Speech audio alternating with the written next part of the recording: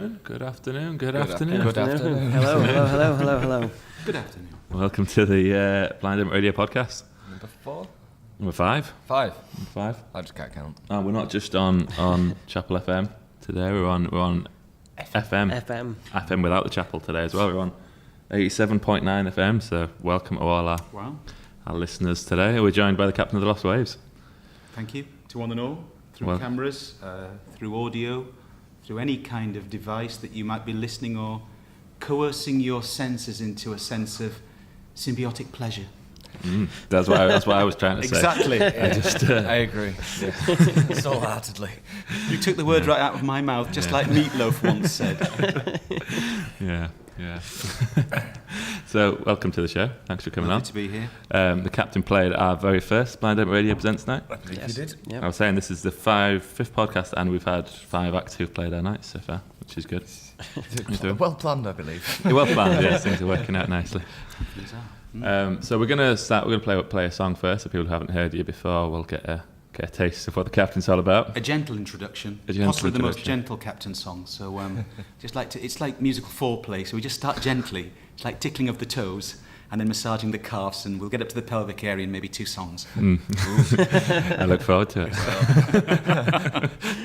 So we're going to start with this is a song, isn't it? It is called This Is a Song. Not that this is a song, but This Is a Song is what the song is called. This is a song called This Is a Song. That's it. It sounds terrible when you throw 2 positives which become a slight negative, don't they? This is a song called This Is a Song. So we just say This Is a Song, and people say, well, of course it's a song, but maybe that's just a concept. So maybe we should let your good people be the judges of whether this is a song or not. I was just going to ask, has anyone ever told you that it's not a song? That would be wonderful, wouldn't it? This is a song is not a song. It's ironic. Ironic at its best. I can feel Alanis Morissette's spirit in the building. And isn't it ironic, don't you think? It's like rain on a wedding day. It's a free ride when you've already paid. It's the good advice I already take. Already made, already take, I don't know. It's a long time ago, Jagged Little Pill, wasn't it? It was. And she's found herself since. She's very spiritual now, Alanis Morissette. And yes, you should see some of her interviews, yes. She's still making music? She is, but she seems in a very peaceful place. I think Jagged Little Pill started out this kind of angry child being born into the world in its musical sense, and then kind of fell off the bandwagon and then found herself. But some of her interviews are fascinating. So, Alanis, lovely. I'll see you later for a little bit of gardening. How ironic. Anyway, let's have a song. So this is a song by the captain of the Lost Waves called This Is a Song. Marvellous.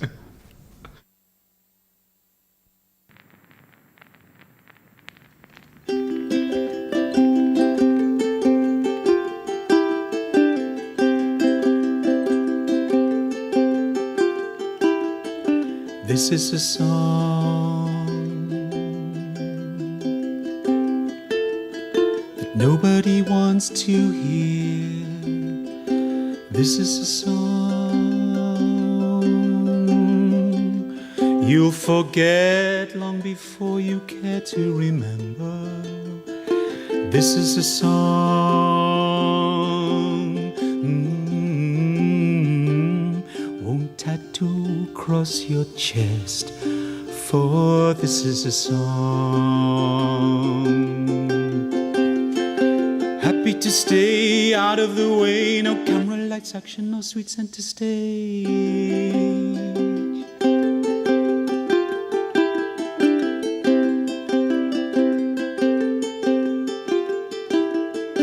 This is a song.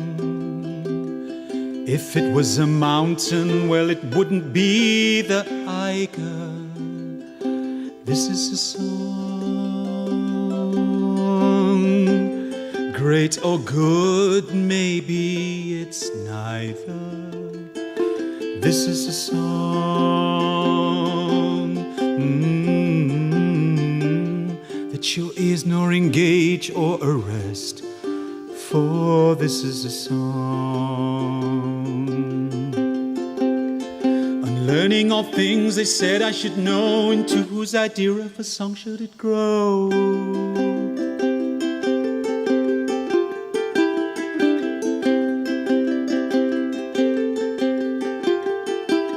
And if this song, both elusive and shy. La la la la la la la la la la la la la la la la la la. Not one of those who excel in King Kong size moments. La la la la la la la la la. And if this is a song overlooked and passed by, la la la la la la la la la la la la la, happy to stay that way. Say what you mean and mean what you say. It's hardly James Bond gets the girl, saves the day. Well, is it?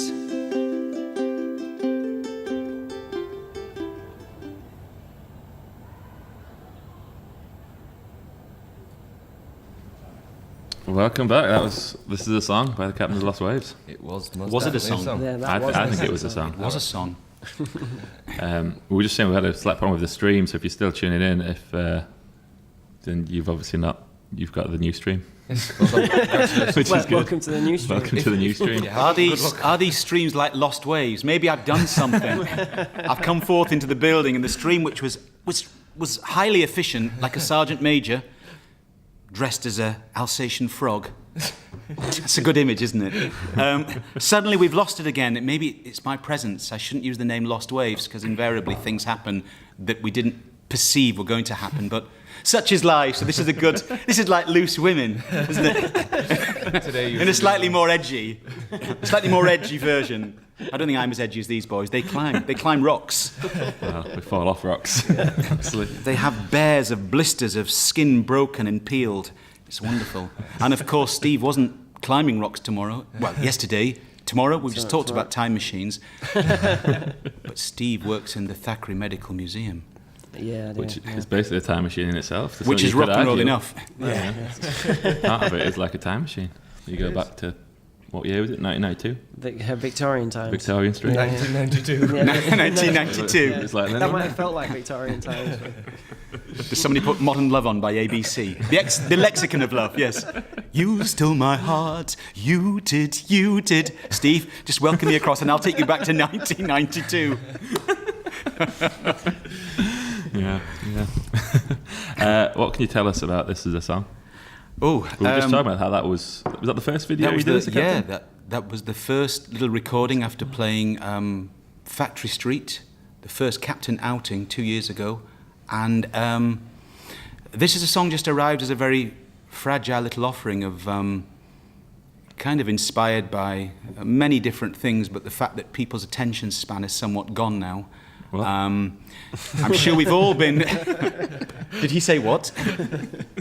I'm sure many bands and artists will actually remind you that in some places, no matter what you do, some people just will not turn around or engage their ears. It's quite a common preposition that a lot of artists are faced with. And I find that fascinating, the culture of how people engage with music and art. That if you're in a reverential setting and where everything's allowed to come down and the mood and the energy drops, then one can engage. When one's not supposed to engage, it's amazing how quickly it's just like the compass is on. And that song was formed originally as a story and an ode to somebody, an old clown called Seldom Whispers.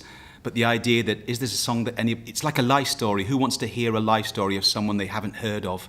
I like the hidden stories, but we're very much driven by a society that likes names and likes the fact that it's a big name and likes the fact that it's had 17.5 million views on YouTube in a day or an hour.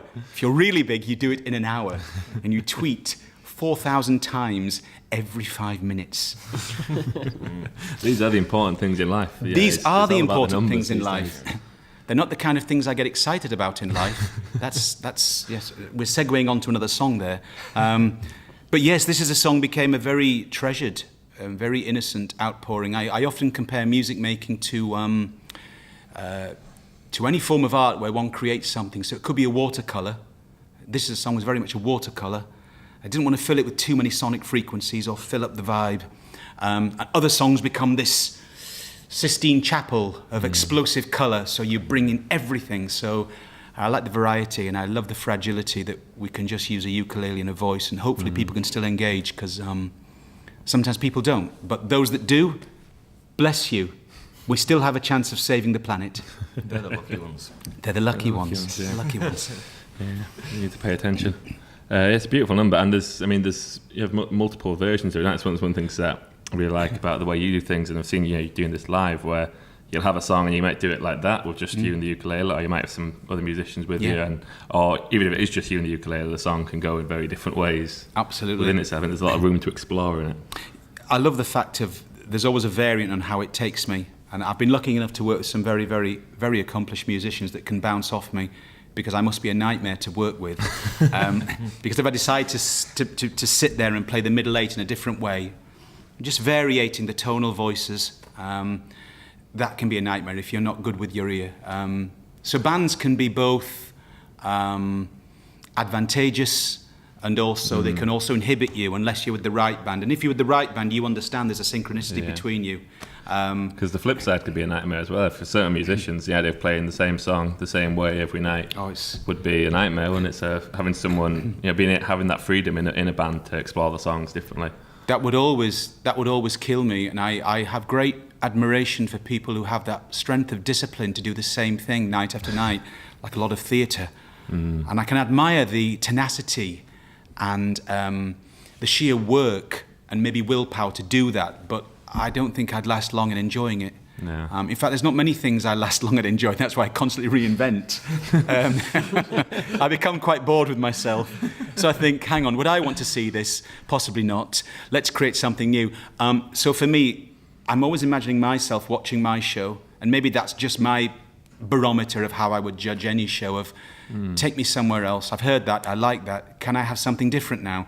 So it does become like a kind of musical pornography, or an orgy of flavours. But to me, all food and all tastes, and I don't have any particular landscape that I favour. I don't have any particular music that I favour. I think life is a myriad, like a chocolate box of different things, and why can't we take from them all? Why is it just one thing? Sometimes one can be admiring of someone who just enjoys the one thing, because life is very, very straightforward.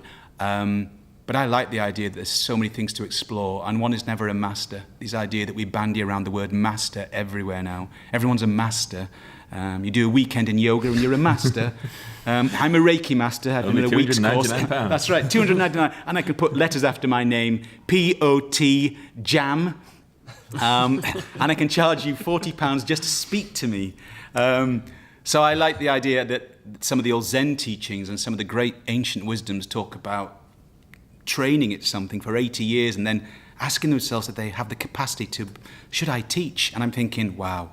And that's where I think many things for myself.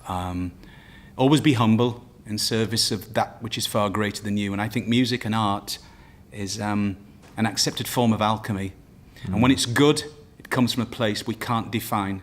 So I try not to define it, I just go with it. I'm not the editor. I am the editor of what's coming through, but I'm not the source of what it is. I'm just lucky that I can hook in occasionally.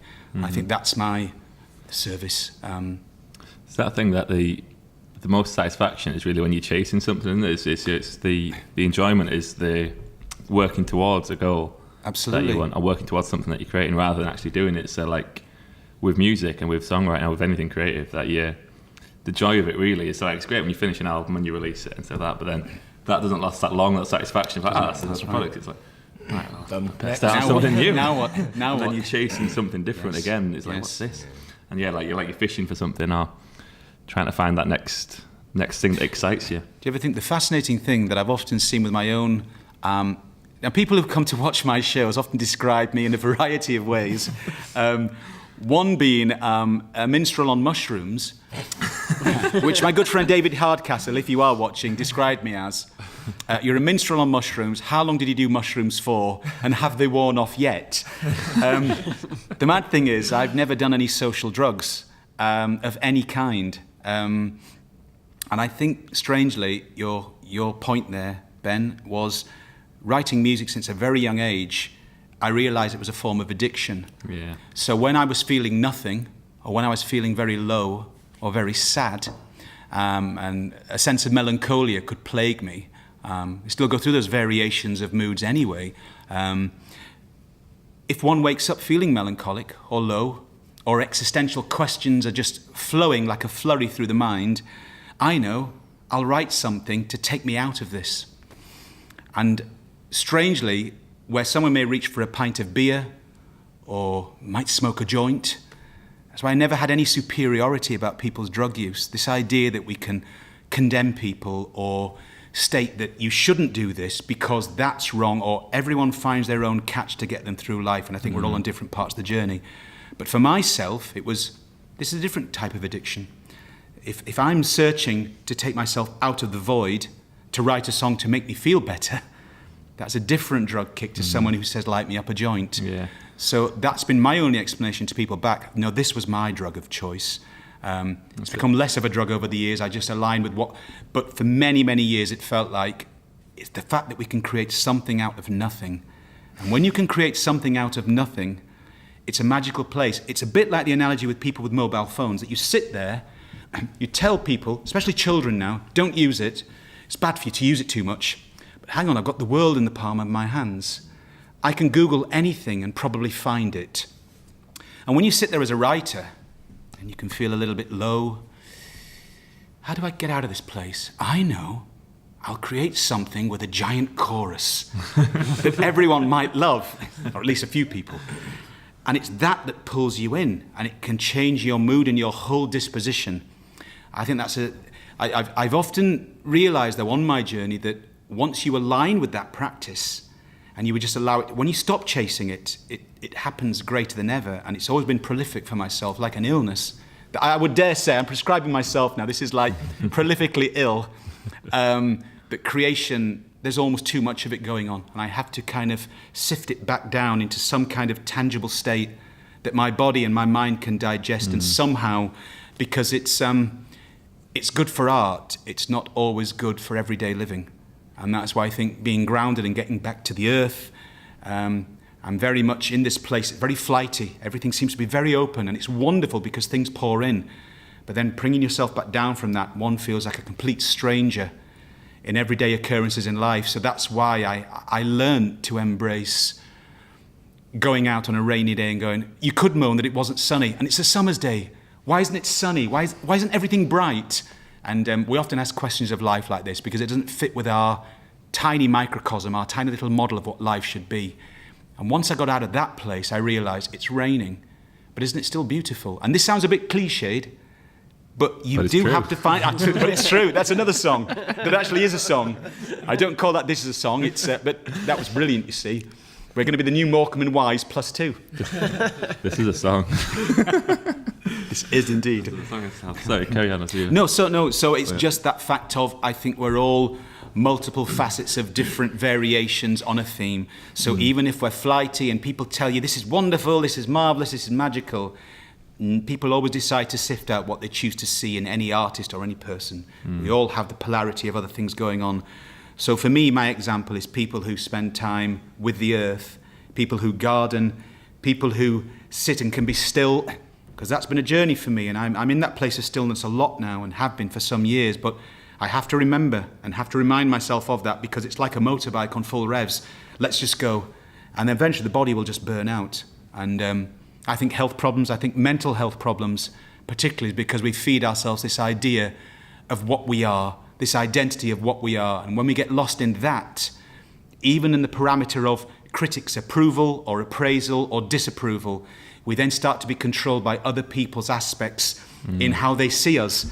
And the artist is the most... It's like being a tightrope walker, and you can have 9 amazing reviews, and one person could savage you, and suddenly your whole world collapses because this person decides that from their place, they may feel that about you, or they may not. It's just a power that is given.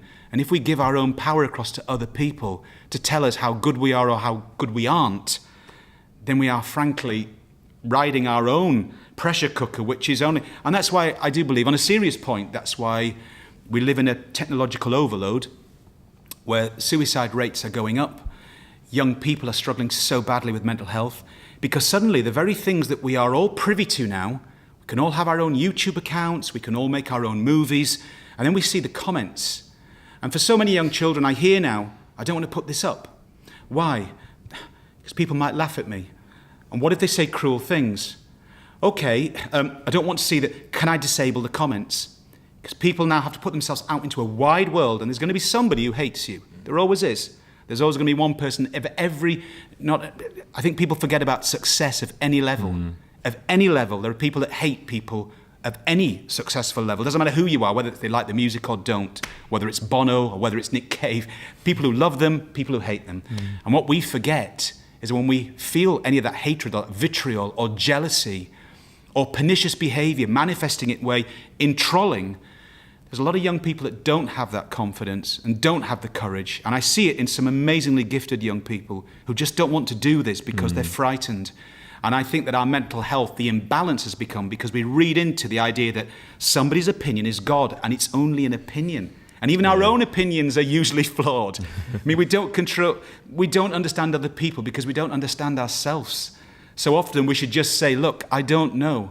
And I don't know why I feel that. And I don't know why I feel pushed out. And I don't know why I feel marginalised.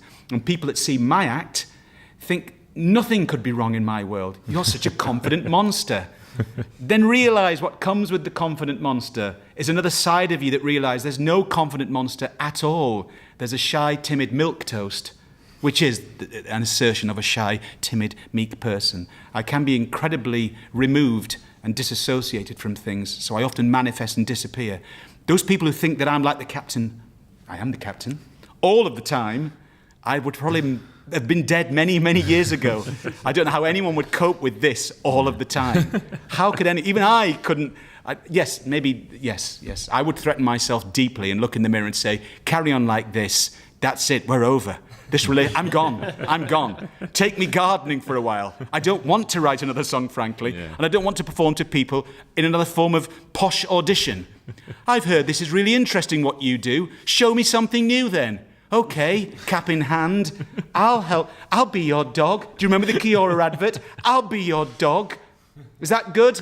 Yes, I liked it, but then forget it. I would love to live in a world, that's the only thing I've missed from being with a label, is where you don't have to control anything. Your label does it all. That's the dream, of course. It's never a dream. Again, you see, the dream that's not a dream, the dream that turns into a nightmare. We all see it. Just go to the movies 3 times a week. The dreams that turn into nightmares. And I think in terms of trying to assert and think that something's perfect of any range just isn't. And I think Facebook and social media creates a wonderful job for people imagining other people's lives are perfect. And I've had this said about my life. And I'm here to tell you all, no, you wouldn't believe some of the things I could tell you. But however, I try to be as open as possible whilst retaining some dignity about certain things that maybe shouldn't be shared. Because if certain things are shared to that level, then that completely unnerves you even further. And therefore, some people are ready for that and some people aren't. And I can't just assume that everyone's ready for that. That would be wrong of me. So anyway, this feels like question time. It's got very heavy suddenly, very intense. And David Dimbleby now smiling. If only David Dimbleby had such a magnificent beard. DD. I'm coming for you, Dimbleby. I'm going to take that job. Dimbleby. No, I take that one. This is a much better conversation for my liking. No, it's interesting, and it's a double-edged sword, isn't it, of people wanting to have attention but not wanting to have the negative attention. Absolutely. And it's like whatever you do, like even you're in critics on both sides, aren't you? Every single thing you do. Yeah, always. And it's and even in like your small group of people that you know, there's people that you get along with better than other people, isn't there? But then when you open up to a big amount, there's too many people that some people aren't going to like it. Do you ever think on that? Somebody made a point to me yesterday. Funnily, we were talking about this is a song. It became somebody's song. Became somebody's song. A couple who saw me at Somersault Festival 2 years ago, and because it's become their song, she asked me if I'd play her wedding in Toaster, which is the Joymead Gardens, which I made it down to yesterday. And funnily, we were talking about how she felt she'd known me before. So when she'd heard what I was doing, she felt an instant connection. And he felt the same connection. And sometimes we try and force that relationship with everyone. Mm-hmm. And sometimes there's that lack of electricity. And I think that's the best term I'd use is electricity. Mm-hmm. If there's a lack of electricity, you know it in the band, what you guys do together, and there's an electricity between you, and I've seen you and I've witnessed that there's There's a joyous harmony between you. You understand each other. There's a real beautiful way you work. So when I see that, I realise that can't be faked. So there's a genuine connection. It's quite easy to replace people with other technicians, but then you might lack the spirit. It's just like saying there are lots of attractive women out there, or men, vice versa. You can always find an attractive person, but there may be parts of their spirit or their connection that doesn't radiate with you. And I think it's the same way with music. We assume we can make music with everyone, and wow, he plays beautifully, I like to play with him. And there's no connection.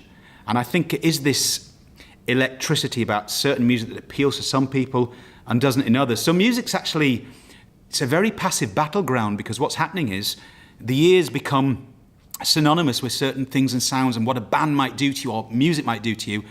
And your other friend goes, I hate it. And I think it's like learned experiences. I don't want to get into the kind of idea of past lives, because that would take us all day. But maybe something within us, why it resonates with some people and not with others. There are far more mysteries about this, I think, than we ever try and condone or try and intellectualize about why certain things hit us. I do think it comes down to all relationships, whether it's a love relationship, whether it's being in a band. You've got to still be able to work with someone. And it might even be just from a technical point of view, like bands like the Police, who didn't always particularly like each other. They were quite mercenary in their own sense, but their music they made together musically was the moment they encapsulated that thing which went, wow, you are all individually brilliant at what you do, and the way it works harmonically is astounding. But as people, it was almost like they hated each other at times. And then that'll bring a certain element to the process as well, won't it? So like whatever's going on with the people, even if they don't like each other, there's a certain that energy will bring something to the creative process together. Absolutely. It's that thing that it's not just, there's so much more to it than technical skills. So like, the idea that you can play bass to a certain standard isn't the same as someone else playing bass to a certain standard. Right. It's not just, well, like even with bands that are just, that are kind of doing tight covers, even then there's a certain element of individual to the player if you're playing the same piece of music. But with songs as well, it's that there's so much to it, and it's not a subjective, this is good, this is bad. Absolutely. So again, if we don't like the same song, it's not that I'm right and this is a great song and you're wrong because you don't like it. Absolutely. It just doesn't appeal to your taste in the same way. I'm thinking a lot about the there's a line I wrote recently about I wish I could understand what I know to be true, or something like that. So the idea that there's stuff that you know that's true that you can't articulate. That way you just kind of. So that's what I think with a lot of songs, they'll touch on something like that. That's like something that you know to be true inside you, but you've never really. You can't really comprehend. Yeah, you've never quite understood it as such, but it's there when you're unconscious. It's almost like a subconscious thing where I say the truth will always be heard. You don't know why you know it's the truth. You don't know. You know without knowing how you know. And I believe that there are subtle interactions that we make with everyone. We can feel an energy from somebody. You can walk into a room and feel an energy, and you might put that down to, I'm feeling a little. We do have radar. It's only because we've learnt to shut them down. We've intellectualized it. I think indigenous tribes, and I think a lot of ancient people that worked in the land were still aware of that. We've lost our balance with nature. And I think that through that lack of balance with nature, how music is now becoming, there's still some great music being made in lots of ways, but it's becoming very sterile to a lot of people's ears because we're creating this idea that music should be perfect. And most great music, I dare say, not all great music, but a lot of great music, you think about that wonderful 60s, 70s period. I mean, even before that, there was a certain innocence in music, but there's this pastoral spaciousness. I think, as I said the other day on another radio interview, funnily, that it feels like we are living in a maybe more evolved time consciously, where people are waking up in some ways, but the music seemed more evolved back then. And when I listened to music back then, I mean, even whether you're a fan of the Beatles or not is regardless, but what they were doing in a short period of time was quite astonishing. And I think they were hitting something, the zeitgeist of something, which just opened a tap and just created this incredible creative explosion over such a short period with so many amazing songs. And I do think now we've got to the point, because everything can be auto-tuned, every singer on every commercial radio station sounds similar, and it's the perfection in those tracks that actually stop us resounding with them, because we actually yearn for imperfection. I remember R.E.M. were a great example of that as a band that used to record a lot of things live, and there was a slight imperfection to Michael Stipe's voice, which I always really adored. And I think bands, great singers and great acts should always make you resound and feel something in yourself. It can sound beautiful, That's why there's no point using vocal gymnastics for the sake of it. It's about what you're purveying. It's about what you're trying to convey. I think we are bounded by the human experience, but I believe somewhere in us we are boundless. That's why we all admire the fact that we want to be a bird. We all want to fly, and we can't. So I think the human experience is here. My own feelings about this, nobody else's. I'm not saying nobody else has it. I'm saying I'm not here to dictate, because I don't believe in dictating. Just my own experience is I feel I've come here to experience limit. And everything my body and heart want to do feels incredibly limited. So I think that when we limit ourselves, we are bounded, but we remember somewhere deeply that we are boundless. So we're bounded by this sense of being boundless, which frustrates us, which can depress us, which can get us down. And that's the fact that when the head takes over and tries to intellectualize the boundlessness, the mind will never understand the boundlessness, because that comes from a different place. They don't like speaking to each other. So don't try to reach it through here. The longer you try to reach it through here, and every intellect over the ages has done it, you can see it. It doesn't lead to a happy ending. It never will. And music success, artistic success, money, a house in the hills, it will only last for so long, and you'll still feel empty. We have to reach back to a place which goes beyond even the making of music. Music is part of the journey. The music is the source to reach that part of the journey, I believe. And again, that's just my experience of it. We can't give each other our own experiences. We can only feel through our own feels. Everything we see and feel, we see in our eyes and our bodies. It's not anybody else maybe thinking that. It's just you. And that's the complexity of the world that we navigate, because often we have to forage through a maze of networks and people's views and opinions. And that's the hardest thing, is to becoming free of thinking, what a ridiculous opinion. Therefore, you want me to be more like you, or I want you to be more like me. But that's our own sense of self-importance, because it's coming from here. If we can get out of this, which is the hardest thing, because this is an incredible tool, but it's working 24/7 all the time, making opinions about everything. And your worst critic lives in your head. He's the lousiest lodger I've ever known. He never washes up the plates. He's a swine. He should be horsewhipped. As Groucho Marx said if I had a horse. Lousy lodger. Get out. I don't care. No. You haven't paid your council bill. You leave the dishes. Your music taste stinks. You see, I am basing it now on my mind's opinion. His music taste stinks. I said, listen to a little bit more Roxy music for your pleasure. No. He won't have it. He won't have it. He won't have it. He still plays Nickelback into the night at 145 dB over the sound limit. Something like that. But you know what I'm saying. He's evicted. The boy said he's evicted. I'm sorry to any Nickelback fans, because again, that assumes that they get a hard time, the Nickelback fans. They get a hard time, Nickelback fans. I was trying to think of a band that was overbaked and overcooked and over the top. It's not the fans' fault. No, it's not the fans' fault. It's not your fault. Like all of us, forgive us, for we know not what we do. Any of us. It's not Chad Kroger's fault. He's got noodles for hair. It's just, Noodles for hair. I like that. But that's the thing. It's that phrase of the curse of the intellect, is that it has the tendency to fall in love with its own creations, isn't it? So the idea that this is what, like we were talking about going climbing earlier, and things like that. And again, I think with the performances being so physical and energetic, that it's that you put yourself in touch with your body and get so climbing, especially when you're on a wall, you're not worrying about, your mind's just like, hold on to the wall, don't fall off the wall. So it just takes you out of your head for a while. And as you were saying about the having been so creative and having so many ideas flying around the time, it's like that can be just too much. Like that's Nietzsche, didn't he? He killed himself, didn't he? At a young age, and he's like an incredibly intellectual man, but he just it was too much. Yeah, you need to. I think it's important to have those things that ground you in your body again. That's with gigging, I love it for that, because you're not thinking about anything else. And I think it's all about living in the moment, or absolutely using that moment to its full potential in terms of just get on with it. Well, this kind of links to what you were saying about it being an addiction as well. Is that I can't remember if I've talked to you about it before, but we've done a lot of research on flow states, they call them, which is what most people I know describe stage, performing like. That you're not thinking about anything. like your sense of time goes and all this kind of stuff. In the zone, so to speak, isn't it? Yeah, Yes. like in the zone, yeah. And all the flow state research, they've done research on what happens in the brain, like what neurochemicals and stuff are released when people are in these flow states. And again, action-adventure sports are really high in flow states. Yes. But that the concoction of neurochemicals that are released, they did an equivalent of what drugs people would take to get that amount of Right.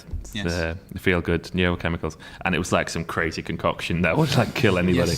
Yes. But so that's why it's so addictive as well, because you Yes. just get such a good rush from doing that stuff. Well, the whole body. If you ever had, I've had many times a big performance coming up, and feeling tired, and thinking, you almost feel catatonic. I've been backstage sometimes, and I remember a promoter asking me if I was all right, as I must have looked like this. And then once the outfit goes on, and then suddenly you're ready, you can sometimes have to work through tiredness, but then suddenly a release happens, and I'm not sure that's just adrenaline. But then suddenly it takes over, and of course you can feel quite healthy after it. It's quite, that's good. It's getting the balance, as I say, of that. We found it as like one of the best hangover cures if we're ever kind of going out, gigging night after night after night, and it's fantastic. It is amazing how quickly you can change your complete state. Yeah, before a gig, you can just be like, I'm not in the mood at all. Yes. And then 10 minutes later, you're kind of up on a table and having a great time. It is strange, because even as many times as we try and define that, and thinking, oh, really, I do need a break, and maybe a lot of time we do need a break, but there comes that point where, oh, wow, it still managed to surprise me. Yeah. I really wasn't looking forward. I'm tired. I've driven for 5 hours. Where am I going again? Oh, but it's what I always remind myself in any performance is somebody's watching this, it might be for the first time, or they've used their hard-earned money, or it might be the only gig they see of yours all year, or the next 5 years. I'll make it as good as I can. And I know we have different. I remember doing the album launch here, funnily, and I wasn't well at all. And I was struggling to sing that night. And it was really difficult because I'd so looked forward to the launch, and everyone was coming down with flu. I was struggling to pitch at times. I couldn't hear properly, and I was like, oh. And I know the audience and everyone here, it was wonderful. But I knew in myself, I knew it was nowhere near what I wanted to be musically. But you can beat yourself up. There's nothing you can do about being unwell. And there's nothing you can do when you think, okay, I'm sorry. And we have to recognise our humanity in that as well, because we're not machines. And particularly singing, the physical activity it takes to sing. Yeah. And a very physical performance, it's really athletic. And if you're not quite match fit, you turn up, it's gonna beat your hide. It's gonna really beat you. So I always try and find that moment and think, what can I give to this and make it the best I can? And I do have some songs that are incredibly high key, so I think, I can't sort of cheat on this, can I? I'll just go downbeat. Baby. That's where I would love to be more like Tom Waits or some real deep bowels of the earth singer. Last point on that, if you saw any of the footage of Barry Gibb. I don't know, up from Glastonbury. I've not seen it yet. But. No, I mean, wonderful songwriter. I think amazing. Again, you don't have to be a Bee Gees fan. It's not about that. But as a musician, just knowing the sort of songs that he's written over the years, and very seminal, very beautiful, some of them. But because he used a really high falsetto, which is tough for any artist, now I think he's in his 70s, and he did this thing which sounded almost cartoonish at times. And for me, it was like, you are brilliant. I think Barry Gibb as a writer and as a performer, I'm thinking, I don't think anyone would have any problem with you now just going down to standard voice, because you're doing this thing which almost, he got it spot on, but it almost sounded cartoonish, because that falsetto that he uses all the way through, I think it's tough for any falsetto singer to do that whole set. And he was going so high that he was still managing it, but I was almost like, you know what, I could take my hat off to Barry Gibb either way, and he could say, okay guys, I'm a 70-year-old man, I think he's around. I'm going to do, well, you can tell by the way I use my walk, I'm a woman's... And I'd go, Barry, you make me feel like dancing and John Travolta at the same time. Not in that way, I just mean that, slicking back the hair, gargling, and that walk that he used to have. And seminal, brilliant stuff. So the songs speak for themselves. You don't have to say to me that I'm Barry Gibb and I used to sing it like this. That was great. So well done. It's okay to say, I'm going to drop this a little bit, and that's fine. Because we often think we should do it exactly as we always did it, and that's part of our... This is no regard to Barry Gibb, it's my own regard to myself, that because I've always done it like that, that's an egoic state as well. One has to accept even as a mature artist, one has to accept that, hang on, what I could do for 10 nights on the run at 180 miles an hour, I might only be able to do now for 5 nights on the run. And you can't get beaten by this idea that, but I used to be able to do 10. It's called aging. And I know there's a lot of new age thoughts about just vibrate and just do this and you will be perfect health. You don't even have to age. You won't even get grey hairs. And I go, that's a gene, isn't it? And as much as I believe in the spiritual journey, I'm thinking, well, I'm getting little grey hairs. Oh, apparently it's my worry. No, apparently it's a gene. I mean, what... Dogs worry too, don't they? Little dogs have little grey beards. I think dogs and animals actually are completely sorted. They're masters of Zen. I think dogs and cats become plagued by being around humans too much. That's why if they get grey hairs through worry, it's our fault anyway, okay? But this idea that, I'm a great believer in vibration. Yes, on one level that's great.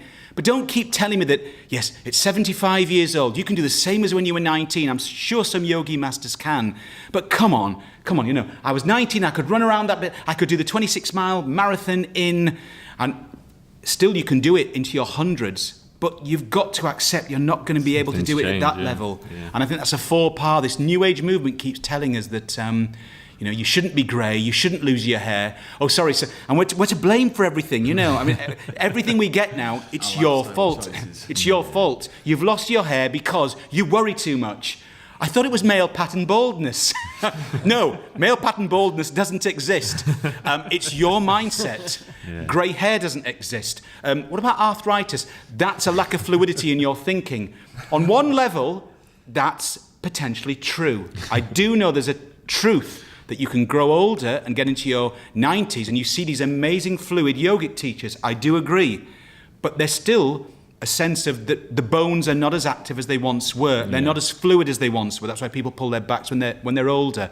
And I do understand that. But it's this idea that there's one truth for all. No, there's little bits of truth in everything, isn't there? Yeah, it's somewhere in the middle, and you're right, there's bits of everything involved with it. So, there's definitely benefits of that stuff, but there's definitely, things that happen in life that just happen, yeah. Absolutely. And I think with artists as well, there's a certain there's a way of changing as you grow old.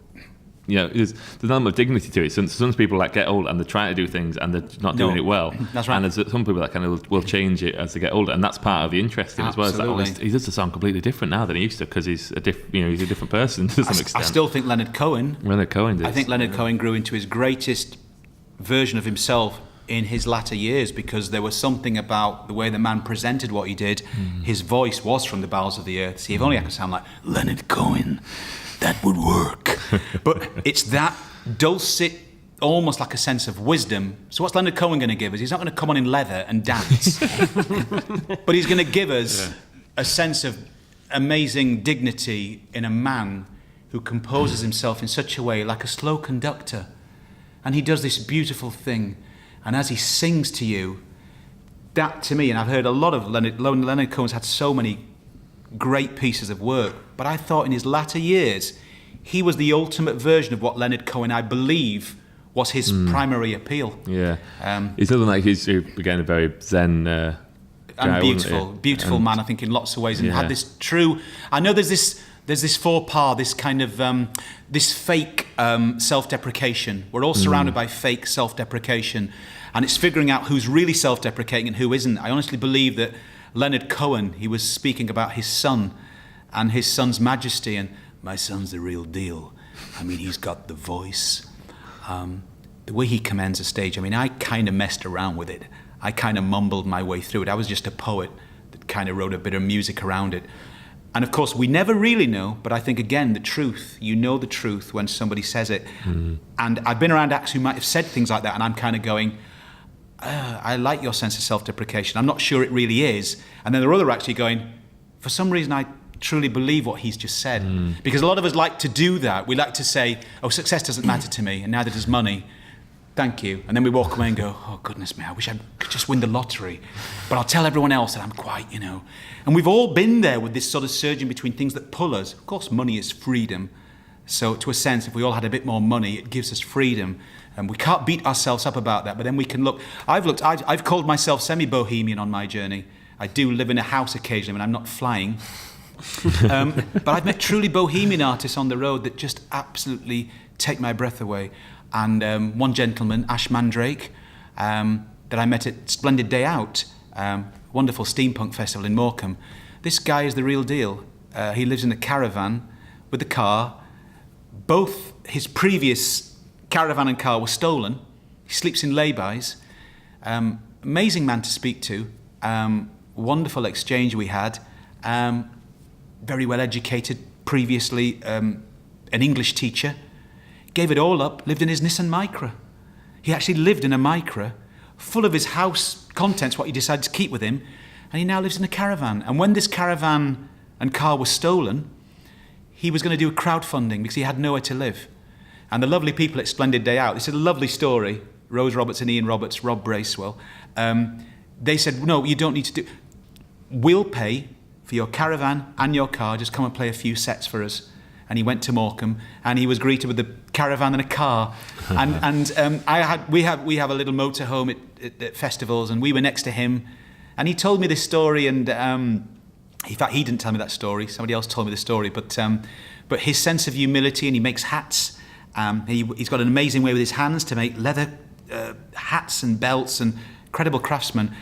But he said he'd been living like that for years and years. And part of me knows I could live like that for a time, and then part of me thinks, okay, I still live in a house, but I tilt my hat to people like that they are the real deal. And I kind of just say, a lot of us try or we see aspects of people pretending because it's more authentic. Oh yeah, the guy who turns around, he's got the beat-up jacket, and of course he goes to the car park and he's driving a BMW 5 Series.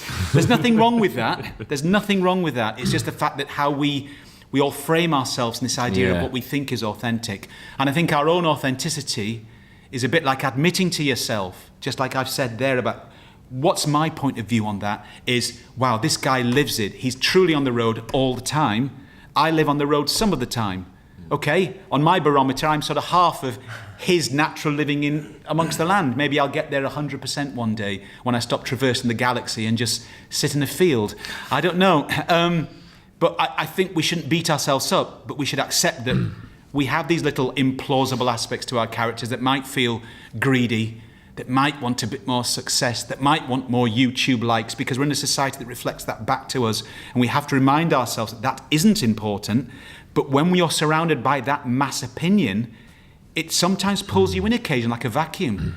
Our band should be doing more. And the worst thing for any artist, some of the great artists I've seen at festivals, that are playing some of the smallest stages, is not to get beat up by that thought of, you should be on a bigger stage.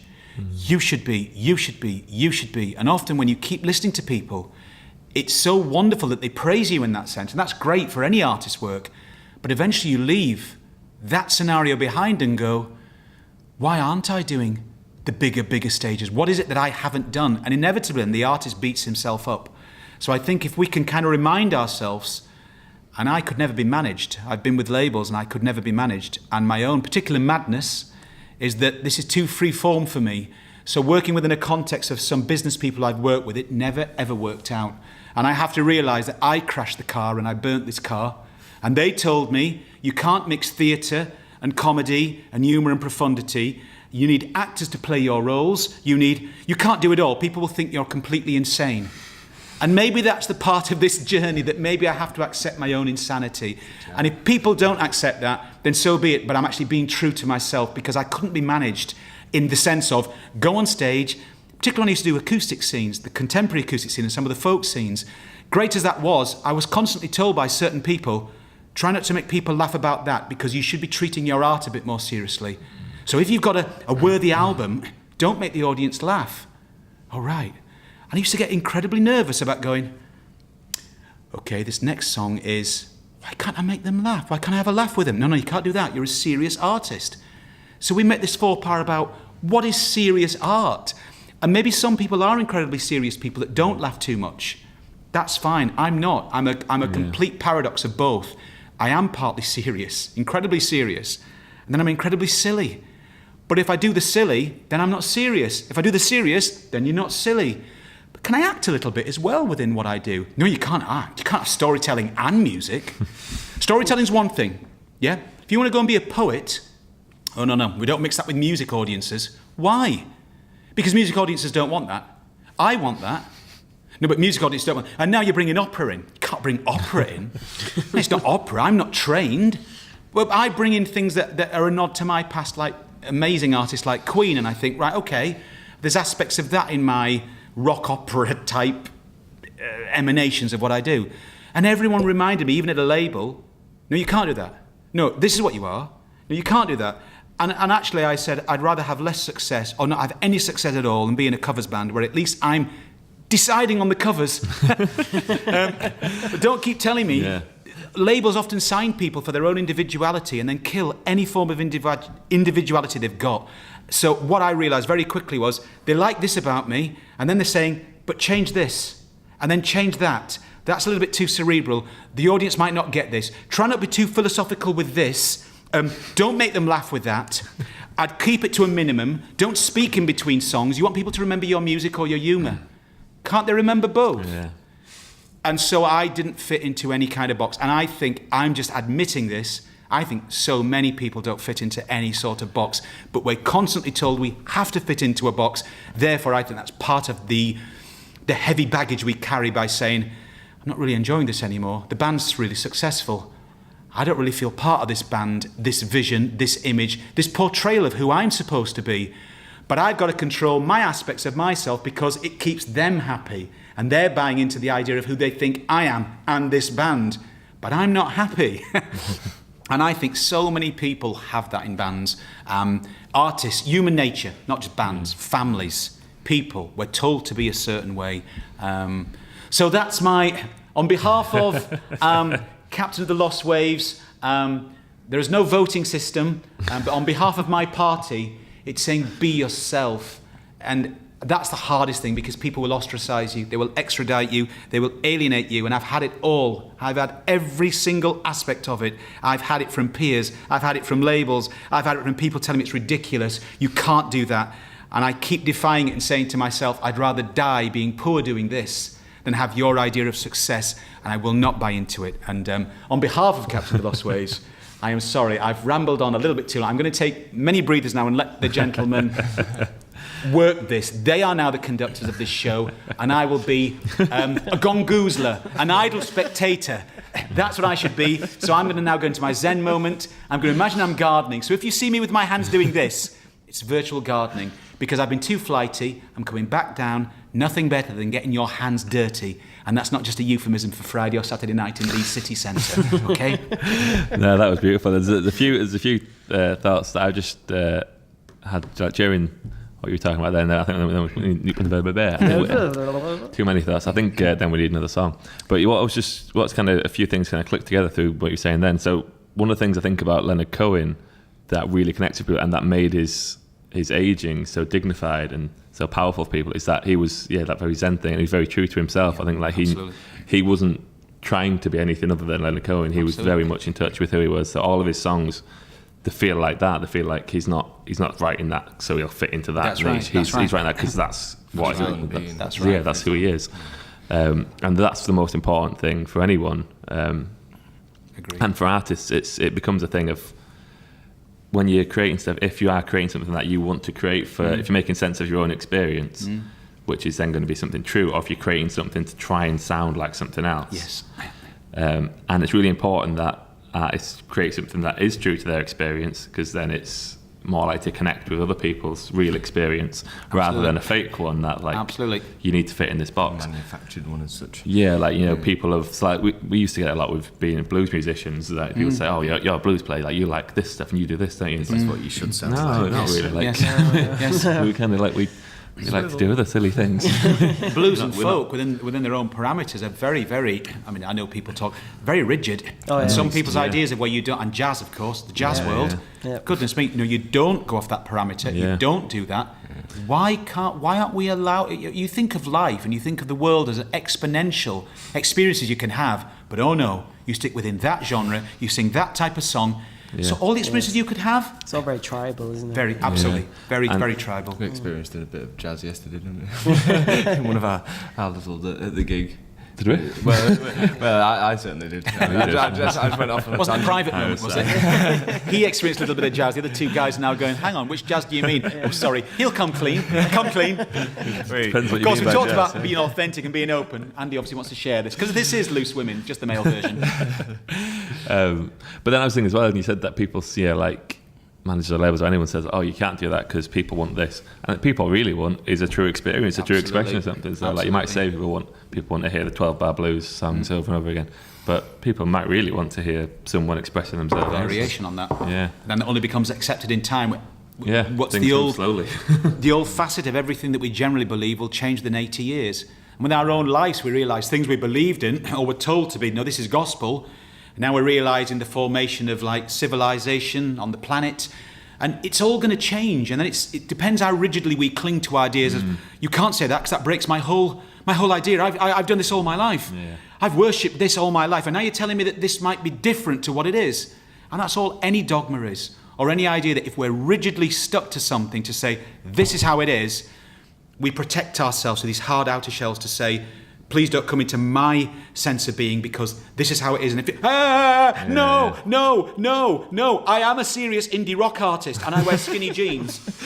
That's fine. That's great. But I don't might want to write a change. song about an octopus. It needs to be a serious love song right now. Yeah, no, you're completely right.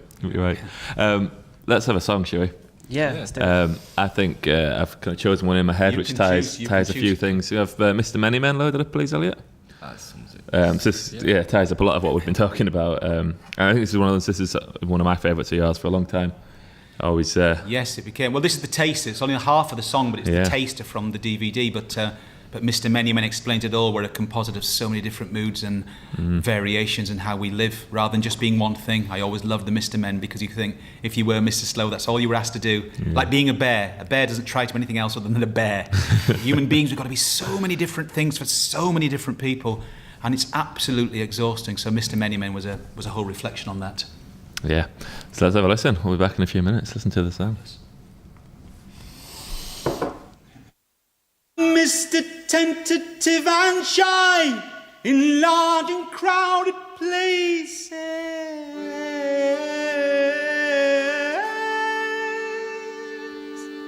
To Mr. I like it most in those wide and open spaces. Oh, say it like you mean it. I'm Mr. Small and the world is getting larger.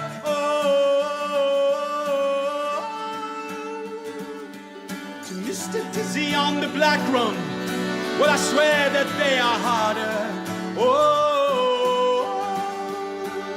Say it like you mean it. La la la la la la la la la la.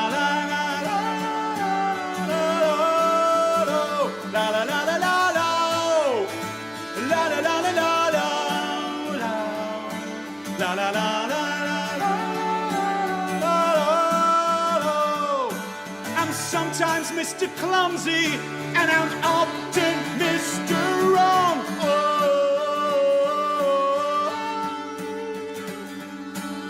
When I'm Mr. Muddle, I think I'm him for far too long.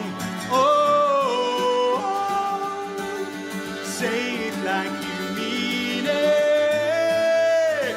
La la la la la la la la la la la.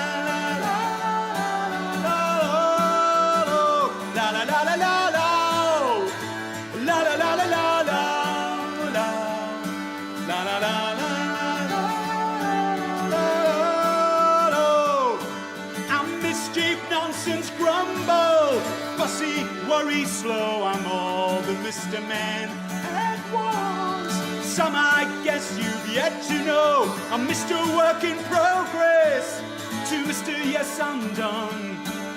To Mr. I am all those things. To Mr. No, I think I'm done. La la la la la la la la la la.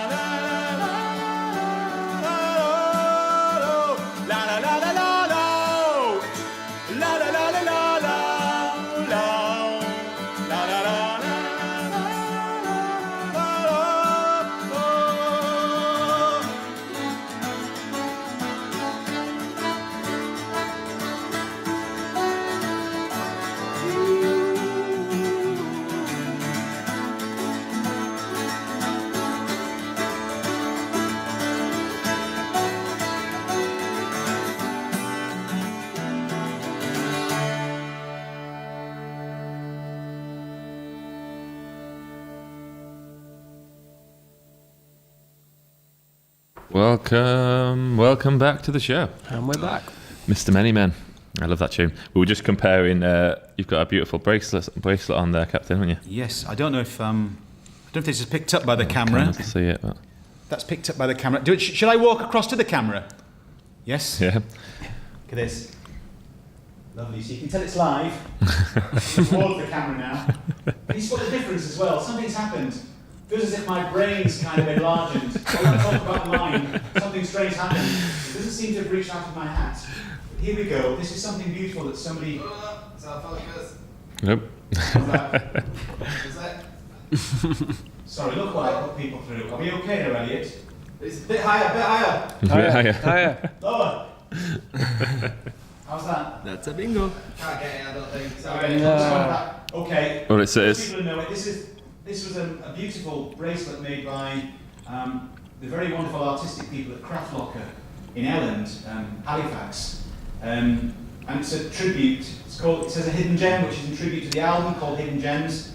People at home might not be able to hear you now, Captain, because the microphone's over here.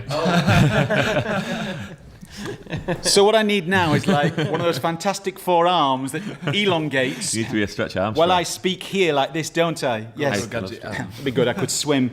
But yes, this was. We just touched upon with the guys that really touched that people keep sending me things, which is lovely. It's like pen pals, but with a kind of a greater advantage because some of the gifts are really highly bespoke, and this is a beautifully made little bracelet, and it says a hidden gem in testament to the album, which is. Look, this feels like Blue Peter now, and that's Hidden Gems. Okay, that's the album, and then I had things like. One of the things I just wanted to mention on the bracelet is it just reminded me of Cake's wearing a very nice bracelet today. I won't make you approach the camera as well, Cake, but Cake has another bracelet which says Cake on it. Yeah, this is one that my sister kindly made me in New Zealand, which it's starting to take its, it's starting to show its age a bit now. It's aging with dignity. Yeah, aging with dignity. That's right. It's gaining character. That's what I like. Me and Steve have no bling at all, do we, Steve? No. You don't need any Because bling. we're bad people. You're purely raw and natural. That's it. But just on that point, I had this beautiful bag made, which relates to the song "Danger on Planet Earth." Danger. This is made by Christopher Jagger in Lincoln. So thank you for that. And then we have. Look at this. It feels like what's the channel where they describe how to buy things? QVC. QVC. Now. We have a small, it's kind of like a mouse doll, but I think everyone needs this. You can put it on your shelf, you can sit in the bath. It's even waterproof.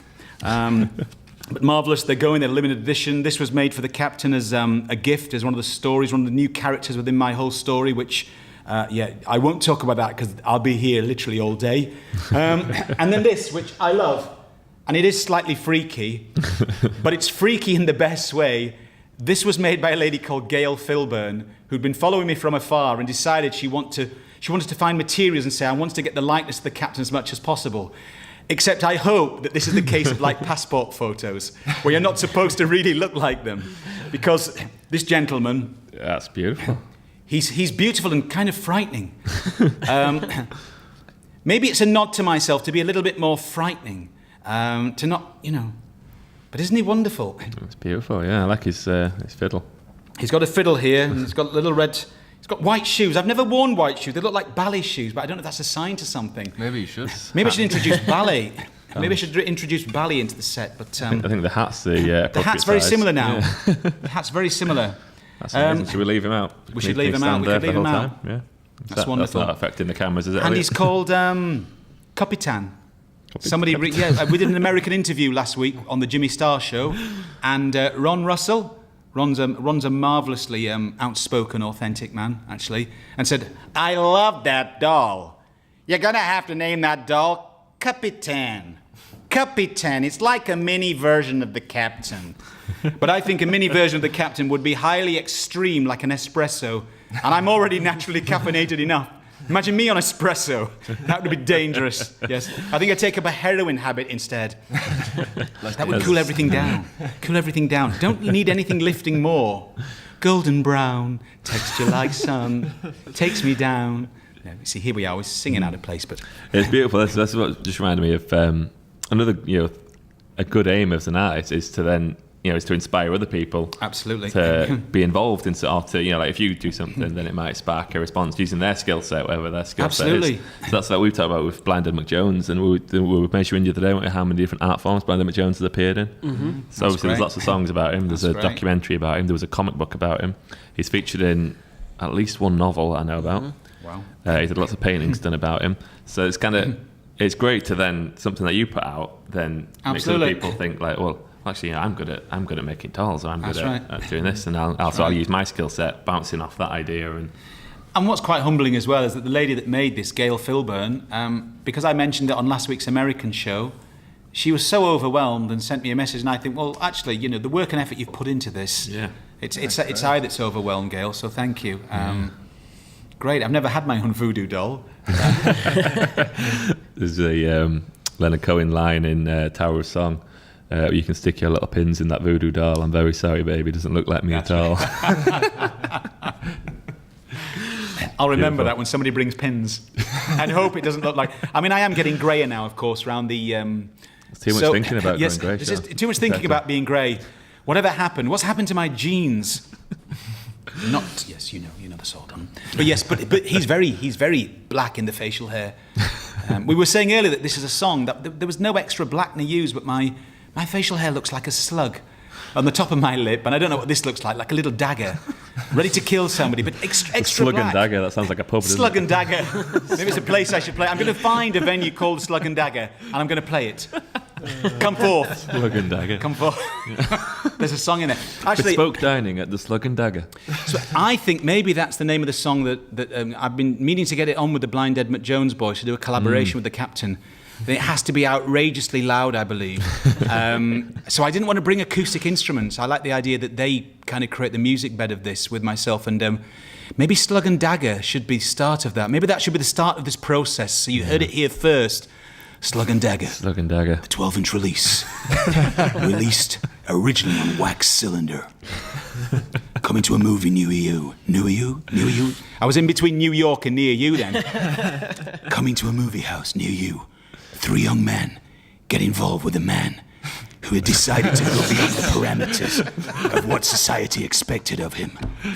Ben would plug his guitar, loud, hard, and slightly fuzzy. There was an instrument reminating, examinating, explanating. I'm making up words now just because they sound good when a guitar distorts. As it did, the captain looked across and said, "My goodness, I can't remember I heard the last time a guitar was overdriven." Ben goes,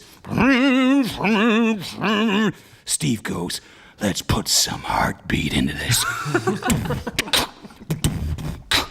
Bring the bass. Now, of course, the one thing we're not going to do, because as soon as I distort and my cheeks start to flail, we're not going to use the lyric, which is used in every other song now. You got me in the club. You got me in the club. Everyone's singing songs about being in the club. There again, in the club's quite a sexy nod, and it's, it's that idea of, hormones are kicking around and pheromones are wild, like, I have a pack of young wolves in my underwear. As we do this, that's great. That's one aspect. But do people go anywhere else now except in the club? They go to the Slug and Dagger. They go to the Slug and Dagger. And maybe That's me in a slug and dagger. This is our mission: get people out of the clubs and into the Slug and Dagger. We were in the club, but we got into the Slug and Dagger. I heard about a new place. It sounded really cool. It's called a Slug and Dagger. And I think it will be the first place, the Slug and Dagger, where meat eaters and vegans hug each other. Oh, that's a bold mission. It's a bold, but of course we're here to change the world. We do it through no egoic, exemplary conduct that we are trying to reflect. But I believe this is a world where vegans can still hug a man who eats a steak and not vilify him. And even though I say I don't wish to see animals killed for my consumption, you still say, but you're human and we share more in common than we don't. And even though I disagree with you, vegan, come to me. Meat eater, hold me. What the world needs now is love, sweet. And we can just revel and just bathe in our differences, because I think the more we can do that, even when something really hurts you and you feel, I don't want to see that happen anymore, the fact that somebody does it, you've got to get out of your own head and say, okay, it upsets me slightly, but you know what? It's okay. Do you want ketchup with that? I like this idea. I think this could be an album, it could be a movie, it could be a real business enterprise. So if anybody would like to invest in the Slug and Dagger. Of course, we've lost sponsorship with either Vegan Society or the organic meat. They don't wish to. You see, these are two polarities. This is so tribal, isn't it? You know, we don't want to talk to those people, and those people don't want to talk to us. That's part of the issue. I think we can disagree, but I think we can still talk. We can still talk whilst disagreeing. Dialogue's the best thing for, isn't it? Because like if you don't talk to people, then they might know something you don't know. Absolutely. There's always that chance. Absolutely. And it's linking it to the music stuff. That when people say like, "Oh, I hate pop music," I hate pop music. And it's like, then there's some pop music which is great. Pop music? Yeah, it's the same with every genre. I'm speaking about with blues people where like. It doesn't happen as much anymore, does it? I think but it used to be like, "Oh, you're a blues band," and people are like, "Oh, I don't like blues music, it's really sad." You're like, well, that tells me how much blues music you've listened to more than anything else. But it's there's good and bad and everything in there, and there's good and bad. It's making that amalgamation out of it that suits your purposes. Absolutely. And pop music, what people get rid of pop music's become a dirty word. Think of pop music as popular, and when you think of all the decades. Watching this with a very young man, Top of the Pops 1983, with Madness, Adam and the Ants, Talking Heads, Hot Chocolate, ABBA, The Beat, and the Human League. And it was like, wow. And that's when the artists are truly autonomous. They're driving the vision, not labels. There was a time where the artists had more, and that was pop music of such a level. I mean, sometimes I think the love song has been so overdone that it's become almost meaningless to a lot of people. And this same young man that was in my company, I said, "Have you ever heard a finer love song than My Girl by Madness?" What a beautiful observation, amazingly written, kooky, cheeky, so British, so eccentric, so marvellous. And we just forget how amazing so much pop music has been. So it's become a dirty word because we think of pop music within that generation where music will always reflect its times. But I do think there's been some amazing, and some of those great old 45s. I mean, The Beat, Mirror in the Bathroom, which sort of hints on narcissism and sociopathic tendencies.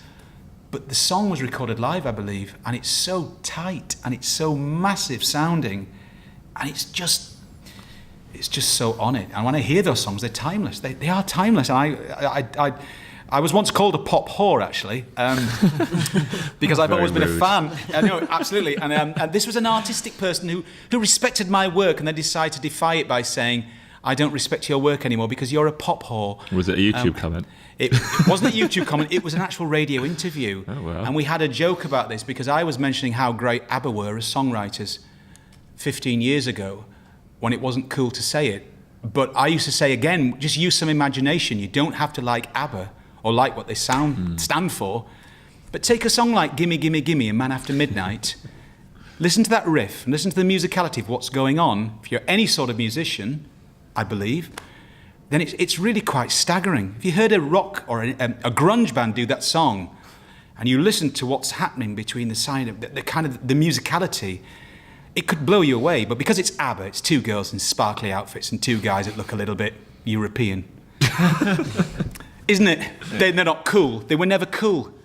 But the songwriting is so immense. And again, you don't have to like it, but you can say, I call it classical music for the pop market. It was just, I think that Benny and Bjorn are just astounding writers. I put them up there with anyone. As I say, they're very different moods, but in terms of musicality and melody use, they could just floor you with what they did. And taking a lot of ABBA songs apart, like SOS, which is almost like a classical piece of music to my own ears, I find it astounding. And still to this day, it's timeless. And boy, those girls could sing.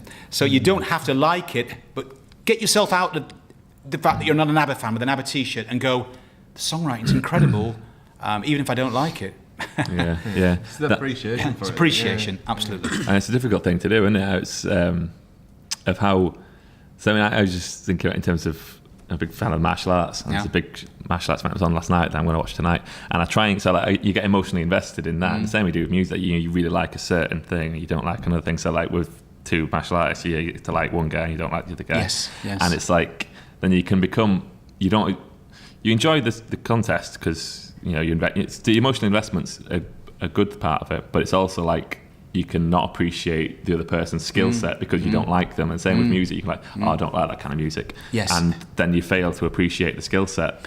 Absolutely. For what it is. Absolutely. And we all have our own blind spots. And what we have to accept is when I'm listening to music, and again, I used to get into trouble with a label I worked with who told me I shouldn't be saying things like this. Because I was cool in some circles. You see, what's that word cool mean? I can't stand the word cool. In fact, no, I won't say I can't stand it because therefore that's actually empowering the word cool. Cool is cool. But cool to me means by its very nature you are detached. So we all have this prevalence to be detached and moody and I'm artistically precious, which of course we are anyway. We don't need anybody else to remind us of how artistically precious we are, okay? Why should we all have difficult exchanges in moods with each other? What could be a perfectly natural, easy exchange. You do your thing, I do mine. I quite like your thing, I maybe don't. It's fine. It's like it's different courses for different people. But we all have this idea of, let's indoctrinate these people into calling us uber cool, and therefore that band and ABBA were never cool. So by me saying that as a musician, as a writer, I would get people getting very, very angry at me, and also being told, say that again, you won't do a radio interview, because it's not cool to say, why can't you say somebody like Leonard Cohen? Because Leonard Cohen had a certain cool... John Lennon was always cool. Paul McCartney's never been as cool, but Lennon was always cool. So certain people just are uber cool, and that's great. We can admire the coolness of what they do. But it's this idea that behind the cool exterior is just a fumbling human being, like all of us. So this idea that we create this image of, my God, he's so cool. Let him be cool in his work, because after he leaves that behind, he goes home and he uses a toilet like you. He washes his face. He probably has problems shaving. He has skin issues like me, sometimes a little bit oversensitive. I get a couple of spots when the shaver works too hard. Should I grow a full beard? Not sure. I'm sure there'll be more grey in there than you realise, because of course I've aged and I've worried about it too much. So the whole concept of it is we know cool and we can enjoy cool. Watching a great movie that's cool. Guardians of the Galaxy can be cool, and we can enjoy cool. But let it not define who we are, because then nobody dare mention anything or say something, because then suddenly you're not cool. Therefore, you're not part of my group because you're not cool. You don't get it down with the cool people. I want to be in an electronica band. I'm sorry, you're over 30. You're not skinny anymore, and you don't have any good suits. So you can't play electronica. It's lovely to be able to admire electronica and slim-looking people who look great. Kraftwerk, one of my major influences, amazing band, wonderful. And in their pomp, they're slim, they're moody, and they're exquisite. Maybe off stage, you like Daryl Daryl Lee's not cool. I didn't think you'd ever eat Daryl Lee. We aren't cool, are we?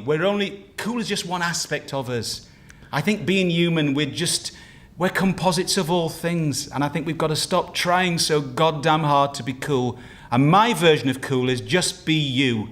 And if that's not cool, that's my idea of what cool is. Mm-hmm. I'd rather you be you. And you can tell me you hate what I do, but it's authentic. Don't tell me you love it and tap me on the back and say, I'll be in touch. You don't have to do that. Life would be so much less complicated. And I know we fear that, because if I tell him I don't like what he does, he might then say something about me. So we're all playing this exchange. We're all bartering. We don't use a monetary system, but we use the system of energy, or the soul of this makes me feel good, therefore it fills me up. Then he criticises me, therefore it takes me down. And we're just like helium balloons. It's like an orgy of helium balloons going up and then coming down, going up. He loves me, but she doesn't. He wants me to play for him, but his partner hates it. Oh my God, oh my God. One critic adores you. She hates it. Oh my, and we just define ourselves, and no wonder we have problems. It's a good job that I'm not of nervous disposition, isn't it? Anyway, there we go. There was what was I going to say there? There was something that I just thought I had. You could get some. There's coffee in there. There's coffee in here. Now, even though I said I was naturally caffeinated, can you see that I'm slightly flagging? So just watch the change as Ben gets his train of thought back on track. This is an old steam train, by the way, so wait for the sound. Might take a while. Wait a minute, I have a horn. That always gets me out of my mind because it's such a silly sound. The sound of bottoms or anything that sort of kind of resembles bottom sounds always brings you back into yourself and goes, stop taking yourself so seriously. So you're going, and the thing is, I think, matron. Perfect. Who needs tablets? Just get one of these. Who needs tablets? I came off the tablets and just used this. Oh, doctor, but... life is a people-altering substance. Get used to it. If you want some water, we can get some downstairs. If you I drink coffee because coffee's cool. Coffee is cool. I like it strong and black, like my women.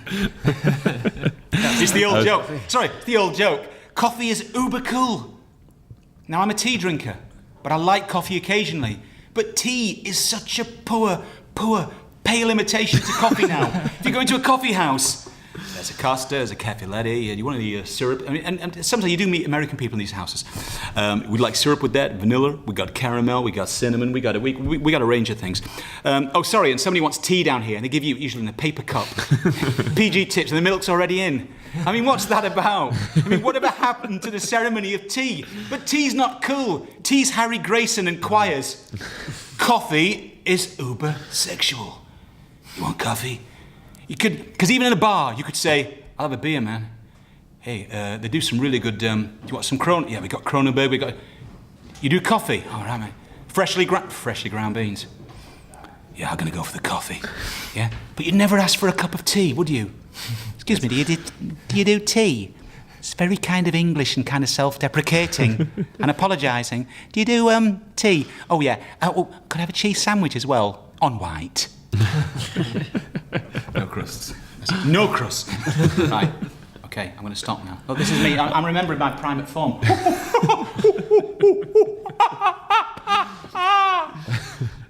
I think on that note we should go to another song. Where else do you Well, maybe another planet.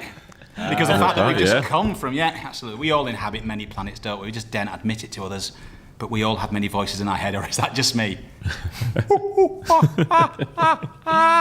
Elliot's on the bar, look at that, it's already lined up. So yeah, this is Captain of the Lost Waves with Another Planet. Sorry.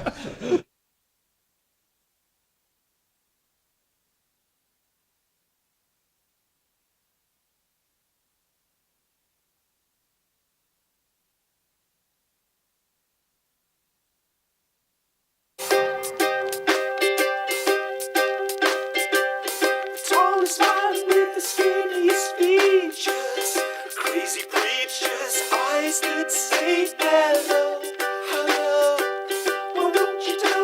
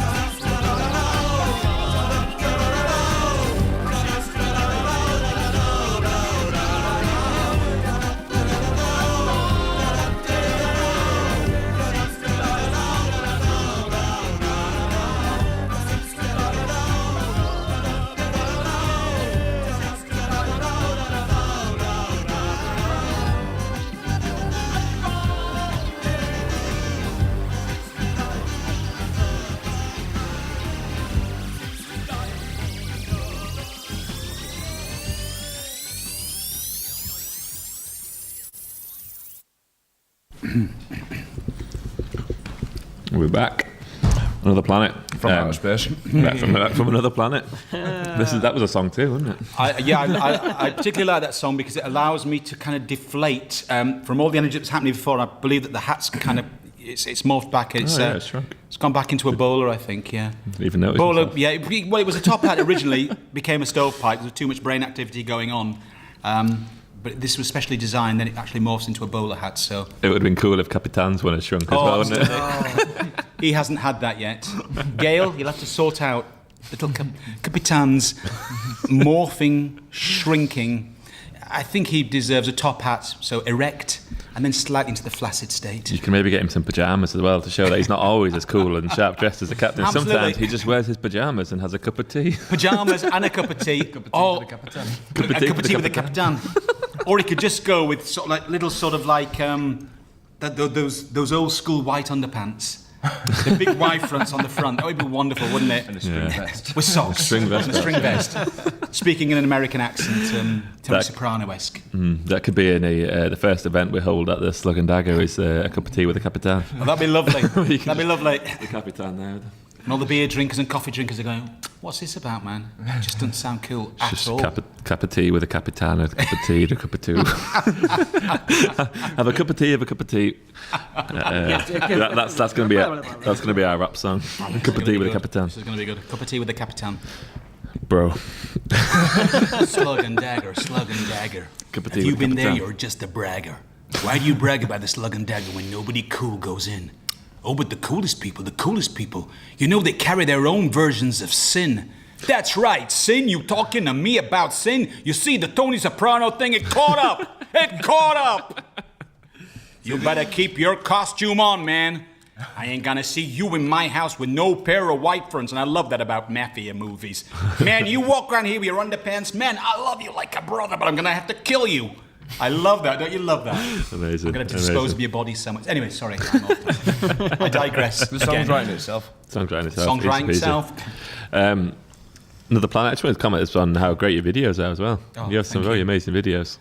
Thank you. The videos, I mean, I've been very blessed. I mean, that video was made by BAFTA award-winning company Fettel Animation, who've worked on some amazing things and were nominated for awards with their BBC 4 animation, which was Children of the Holocaust, which if you ever find, you can watch it somehow on the BBC iPlayer or you Google it on YouTube. It's rather stunning. So I was very blessed with that. And Danger was the manifestation working with a master puppeteer called Tony Sinnott.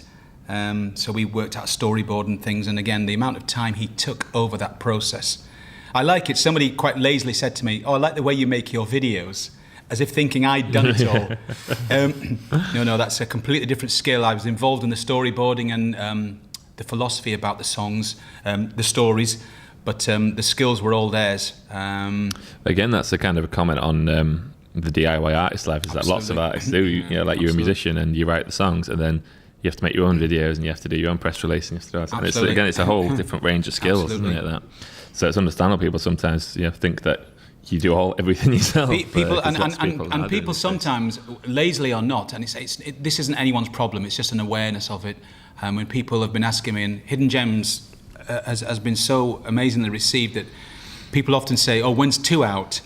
And I think the amount that 1 took and the care and attention and time it takes to make an album can be quite vast. And I think people quite they don't mean it, it's just a lazy sort of affirmation to say, "Oh, right, did you make the video?" I want some more. Yeah. I'm not a master puppeteer. Tony, of course, did the work. It's incredible. I would come up with ideas of shadow puppets arriving as singer-songwriters, which you'll see in the last video. How do we do that? I didn't have that skill to do that. I could imagine it, but how can he translate what I'm saying? And so we did. I mean, the new video for Mr. Manymen was an absolute blast. And without giving too much away, it's a purely performance video. So the whole thing is about me performing, which was so much fun. And all I can say is there's lots of makeup involved, white and black. And I couldn't put my fingers anywhere, literally anywhere. It was a 7-hour video shoot on and off. The director said he'd never been as exhausted. And he wondered how I felt. And I'm still feeling the after effects now. It's like aftershock. You just go there, you don't know what happens, it takes over. There's lots of mime and slapstick. and props, it really is a nod back to the old sort of people that I really admire, like Buster Keaton and Chaplin, the Marx Brothers particularly. So I make as many silly faces as might be possible. One's like this. And not looking cool at all. Because this would be cool. Depends what you mean by cool. Yeah. Even when you flare your nostrils out. Has anyone ever seen that a lot of cool pictures have always, the gentlemen always slightly flare their nostrils like this?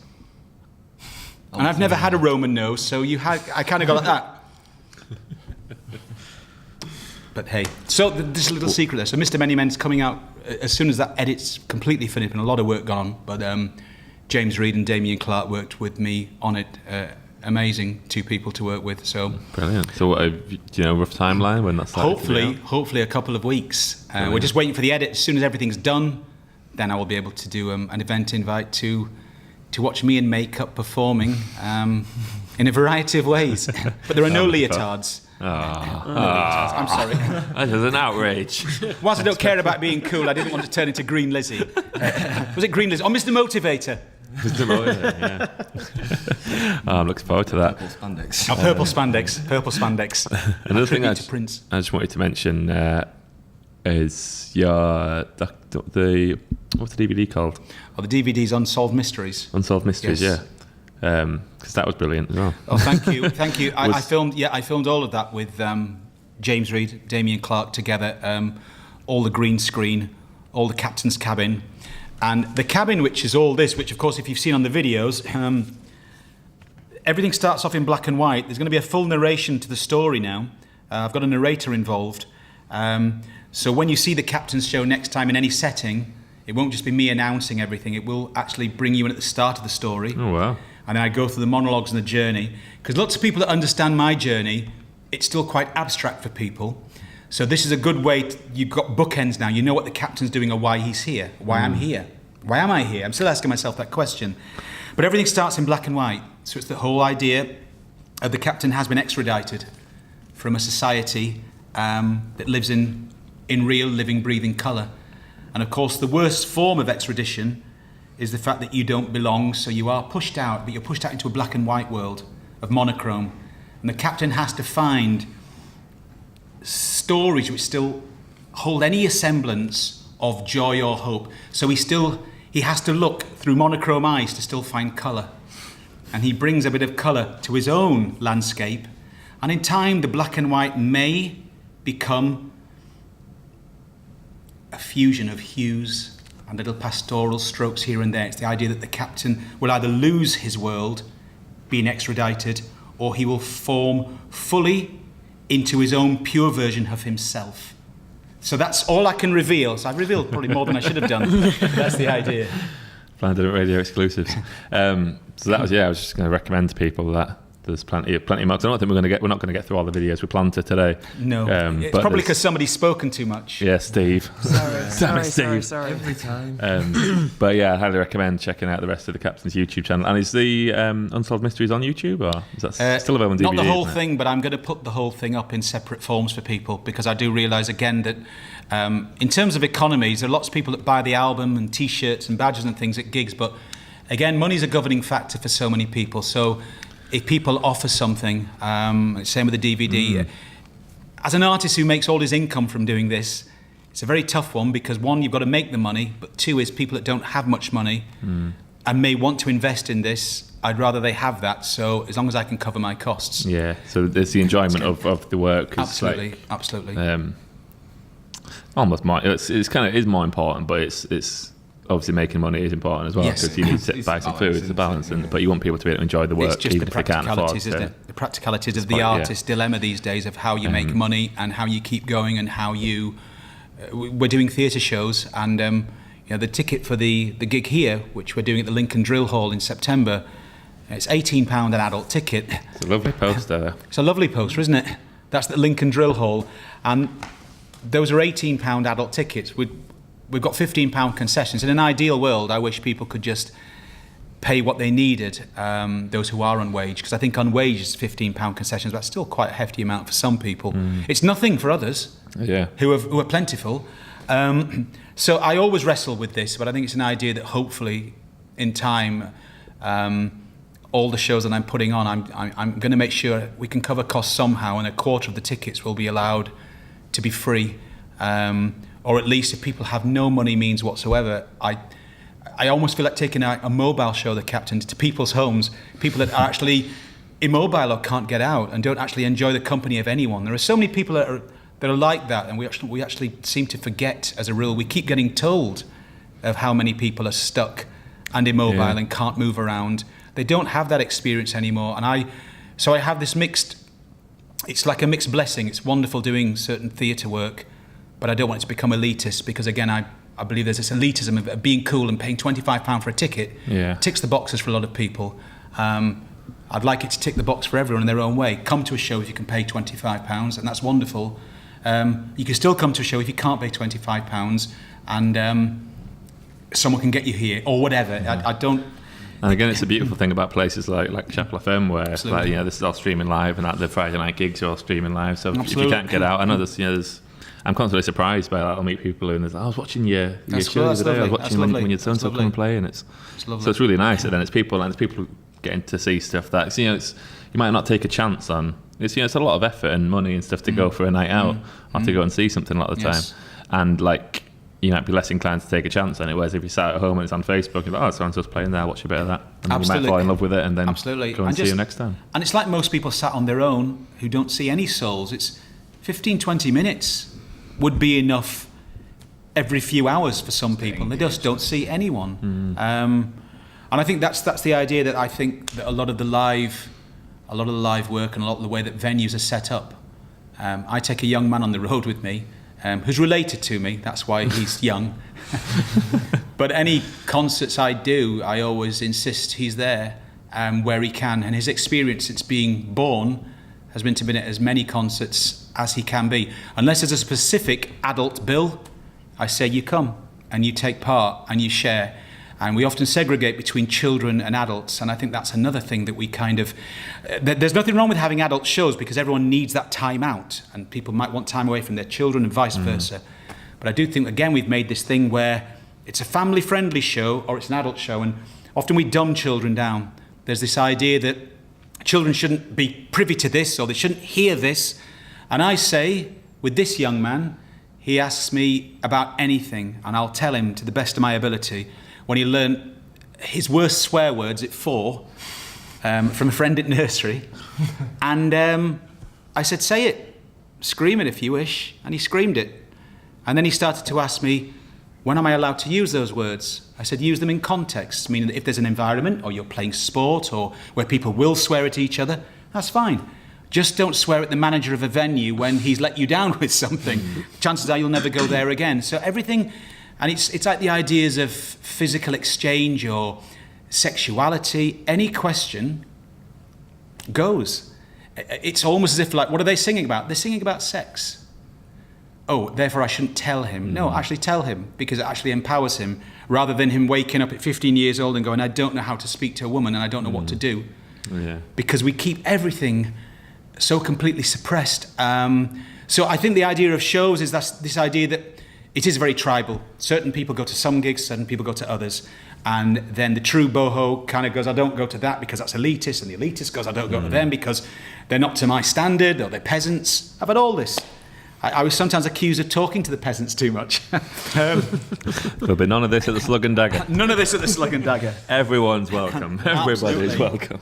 Well, on that account, I should mention this gig as well. This is a gig happening at the Wardrobe. Not with the Lion or the Witch, but it is at the Wardrobe in Leeds on Saturday, September the 2nd. And it's the last best gig for Steve Kind, who of Panama Promotion. Steve works as music promotion for many, many years. And he said he dreamed of this dream bill. So I'm actually on the bill, which, Steve, all I can say is, your surname is as kind as your affirmation. And it's got Curtis Eller's American Circus on. Curtis is wonderful. And a band from London called Bruise. And some guy as well, an accordion player and a drummer called Captain of the Lost Waves. This will all be... The Promotions is proud to support Simon on the Streets, which is the homeless charity. Donations for this gig, so anyone can come. Suggested is £10 if you can afford it. If you can't, just come. It's going to be quite a night as well. And I was determined that Steve described me as a fine headliner and the best warm-up act ever. So I thought in that line, don't worry about who headlines, I'll start first. Let's get the party going. Curtis is fairly sort of rampant and fast and speed and brilliant. So I said, look, the guy's coming from America. He should be headline anyway. Brews are coming from London. Maybe they should go on in the middle. And me being a local boy from the wild, wild west of Yorkshire could open up and get the crowd going. And they're listening and they're engaged. And once they've had a few beers, they can just party. But it's all in aid of Simon on the Streets and Steve Kind, who's done so much amazing work for so many musicians over the years. So happy birthday early, Steve. Come, everyone, cool and uncool, waged and unwaged, just people. We're just people. So just share a space and do it. Even that, the suggested donation thing is kind of I think that still, it's like you say, it's pay what you feel, and the suggested donation is £10, but anything's fine. Lots of people don't believe that, I think. Yes. When you say like, it's anything's fine. But then there's some places it is like that, and they're like, oh, whatever you've got. Yes. Put £2 in. And you can't say, I feel like sometimes when I go to stuff and like, not got a lot of walking around money on me. You take the good and the bad, and I'll never forget, somebody was just describing to me at a festival I did at Whitby on Friday at the Pavilion Theatre, which was wonderful. What a space. But he had a little credit card system now that he uses. So he says often people at concerts, gigs, they've run out of money. And there's many times I've given somebody an album, just said, forward it on. And one of the best stories ever was it was the Apollo Festival at York, where somebody had danced to my whole set, was so drunk, but said, I've got no money and I need your record. So I gave him it. And he was and then he started to show me his details. No, I trust you. He sent £20. Wow. And I think the lesson, for us all in this, is that when people are trusted, not saying everyone, but on so many levels, so many people, when they're trusted, they will usually put more into a donation box. It does work the other way. I played at Northern Green Gathering, and a gentleman bought 3 T-shirts and paid £1 for each. But hey, you say donate what you can, and you're going to win on some and you're going to lose on some. So I think you have to take the rough with the smooth. It's always difficult from an artist perspective, because to fund, even to make those T-shirts, it cost me $3.60 a unit. So I knew that I'd lost money, but hey, some you lose, some you win. And when people have sometimes spent a lot more, I go, great. And that story, when he sent me an amazing message, that warmed me, and it reminded me of a story of when I bought a Loudon guitar back in 2002, if I remember rightly. It came all the way from America, from a guy called Sean Funnelly, Irish-American guy, and I'd made the order, paid for it online, and then I didn't hear anything for 10 days. And I knew I was covered, so the card was covered, but actually the connection I'd had with this gentleman, 2-3 conversations we'd had at length, and he was an emergency worker in the 9/11 Trade Center attack. So he was really poorly with his health, sulfur, asbestos, all sorts of poisoning. And when I hadn't heard from him, the guitar was secondary. I was almost like, I made such a connection with this guy. No, he hasn't lied to me. Eventually I get a call. Oh, Sean, I'm so sorry. I'm so sorry. Who's Sean? Sorry, I'm talking about this other gentleman now. But he was so apologetic and so sorry, I had to go into the hospital. My breathing struggles, my lungs, so what I'm going to do, I'm going to knock you $400 off the price. No, you don't need to do that. But he sent me all these extra gifts and extra things. I almost got that guitar with no air carriage charge. He knocked off the further $300 to $400, which I didn't ask. I said, look, thank you for trusting me. And I do think that sometimes we like to trust, and I know we all go through it. We trust with our heads but not our hearts. And even myself, I've been involved in the music business in different ways with PR people, with labels. They've said a lot of things, and there's that part of it that goes, I really hope this is do I trust him? And there are lots of people, unfortunately, in the business that will use it because it's a corporate venture. It's about putting bums on seats and making money. Therefore, you will be cut, and the rug will be pulled from underneath you. But I still like to believe in this ideal of, I think there is something far great. I think a greater law exists somewhere, but often we feel like we're pilloried and we're pulled and we're overstretched and we stop believing in each other. And I think that's quite easy to do, because if you just turn the news on, we often go people, and actually we forget about other people where we don't hear about those stories. And I think very quickly we kind of realise that people can be takers, and we all can, and that's within us all, but it depends what we feed. And I think what we were saying earlier, it's accepting the bad side, the shadow sides of us, to say, yes, I do feel down, yes, I do feel remote, yes, why have you been so awful? But also I can be then all those other aspects. So, but trying to be some sort of perfect being, I'm happy, you know me. Have you ever been around people that are so excessively positive? Everything's amazing. Everything's absolutely amazing. Oh, you don't want to dwell on that. You don't want to dwell on that. Life's amazing. And that's great, but I say life can be amazing, but actually life can never be fully amazing if you don't fall into this, its opposite, its polarity of going, life feels quite down, because I think the very contrast of life is what makes life's experience what it is. So if we try and pretend to be happy all the time, in fact, even for people like myself, it's often even with what I do, people always expect you to be a certain way. So if they see that you're having a moment, I didn't think, is he a bit nervous? Of course, no, I'm not human. I don't get nervous. I don't get particularly nervous live because I don't think it's any big deal to me. I think being a big deal would be on the front line, or actually potentially losing your life. So if I get it wrong here, someone's going to shoot me. And actually, all I get here is I might get a bad critical review, or somebody might shout at me. It's not that bad, really, is it? It's not that bad. And that's how I put it in context. So when people say you've got no nerves, it's not that. It's because put me on, send me to war. Send me to parts of the world now where people face the most horrific circumstances. Send me there and then tell me, are you nervous? Not at all. What do I do? How do I fire this thing?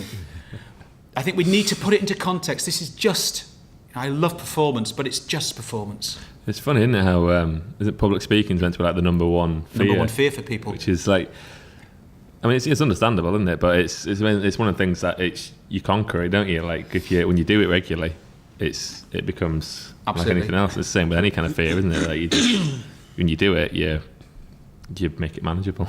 Because we dress it up again, goes back to the old thing that as long as we define ourselves to other people's opinions of us, and don't get me wrong, this is a work in progress for every single one of us. I can say it like it's a headline. It's still a work in progress for me, because we all have moments where we're so fragile, we're so lost. We've had it with people where we think they're really on our side, and then suddenly they're not. And you have moments where you walk out of a building and go, that was odd. But it's trying not to dwell on that. It's being aware of that and going, okay, I feel a bit on the outside of this at the moment. Why has that happened? It's the human condition. We all have it. If I didn't have that, I wouldn't be human. Unless you're sociopathic or you really don't care, you're going to have moments of where you feel stronger and moments where you feel more fragile. And that's for every single one of us. And every amazing review that this album has, there's still a slight sense of tentative nervousness about someone, somewhere, is going to hate me, and then am I going to define myself? So I try not to define myself through great reviews or bad reviews. The only unfortunate thing for the DIY artist is he has to do all this. Yeah. If you were with a large label, I'd neither read my good reviews or my bad, because I don't think you should read any of your reviews. But you have to post it all yourself. And it's like everything you do, you go, okay, here's the latest review from, that's good. That's great. That's lovely. It's got 5 stars. Now I've got to post it without seeming a little bit 5 stars. That's really, really difficult. I wish there was someone else on my behalf that went, a 5-star review from the captain. But it's me that has to do it. And I find that really, really difficult because it's almost slightly pompous and it's almost slightly gratifying in your own self-value. Look at what I've just done. Therefore, equally, I can say, look at what I haven't ever done and look at where I've fallen off the wagon. And I don't think I've been very good in the record industry because it just doesn't suit my persona. Music I love. Everything else that goes with it just doesn't work for me. So give me, I'm sure when people are faced with that sense of true danger and life's on the line, we tend probably not to be as precious about things. So we wouldn't worry about public speaking if we probably served real difficult time on a war field, because I think some people's lives and some people's experiences, you look at their lives and you go, how can I even comprehend that? And I've got a problem saying a few words in front of a crowd. I think the only reason I do it, what might appear with ease to people, is I often think of that. Okay, I'm talking to a few people and they've come to hopefully have a nice time. And there might be things that go well and things that don't go as well. But no one's going to hopefully die while I'm singing. And no one's going to raise a gun to me. And that might sound mad to some people, but that's the way I see it. And even when my sound went down at Whitby on Friday, and everyone said, "Oh, you were so composed." It's just sound. Yeah. And then you walk out into the theatre and you sing with everyone, but you handled it. It's okay, it's just sound. It's not the end of the world, is it? It's not, absolutely. Just bringing it kind of full circle, is that because the fear is of embarrassment, isn't it, of being in front of people and doing something and looking stupid doing it. Absolutely. So again, just like I was talking about looking cool, like the cool image is the person who doesn't make mistakes in front of people. Really, it's all right. People accept it when the technical error goes wrong, and you just like, we'll do the best we can. It's like that's cool. Comfortable that kind of uncontrollability of it, innit? Yeah, comfortable in the chaos, which I think is a good way to end this podcast because we've nearly out of time. Sounds already. Have I spoken enough? I think comfortable in chaos. I'm sorry, everyone. I'm sorry for just Captain Chaos. That's what we brought you on to do. It's been great to have you. Lovely. No, it's been absolutely wonderful sharing time with these guys. Salt of the Earth, Blind Edmund Jones, talking there about people that can empower you and. Got to say about these guys, they weren't threatened. I've worked with lots of artists that are quite threatened by what I do. Ben wasn't threatened from the word go, which I think is a large nod to his whole persona in this band, because they take things on and say, come and do a show with us. Not, who's going to headline or because we are brought up that my band's got to blow your band off the stage. And if your band's better than my band, I don't want your band. Make sure that he supports us, he doesn't sound as good. And all this nonsense. But when we can just glorify each other's expressions, you'll never be the same as somebody. So we can just go, fantastic, fabulous. I'm different to you, to him, to her, to them. And therefore we don't have to compete. That's why I don't do awards. I've won a couple of awards, but I don't really like awards. Because someone's always above you or below you. And no one's ever above or below. We can just merits of that's brilliant work, applaud. That's brilliant work, applaud. I don't need a trophy for it. Just give me this. Thank you. So thank you, guys. Thank you. It's been an absolute pleasure. CaptainOfTheLostWaves.com, is that the website? CaptainOfTheLostWaves.com, and you'll find me on Facebook too. You know how to Google all that stuff. It all works. We're going to finish on Danger, aren't we? Danger. Yeah, this is Captain of the Lost Waves, Danger. Get the album, go and see him live. And we'll be back Tuesday for McRadio show. Yep, Tuesday. See you soon. Marvellous. Thank you, guys. Thank you, Elliot. Yeah, thank you, everyone. Good evening. Thank you, Jamie.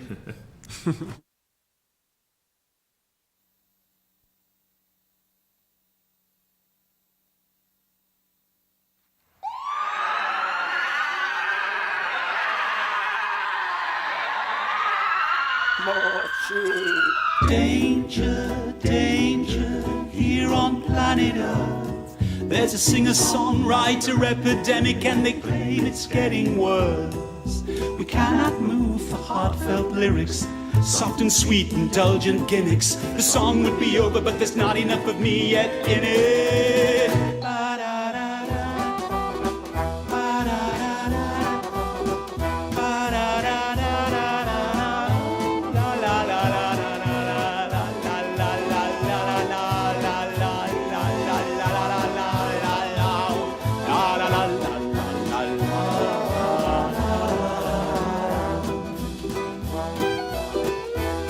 So he picked up the phone and haggled. Lady, if it's true, then 555 Finclaw and no less I might just do the work that no one else would dare to contemplate.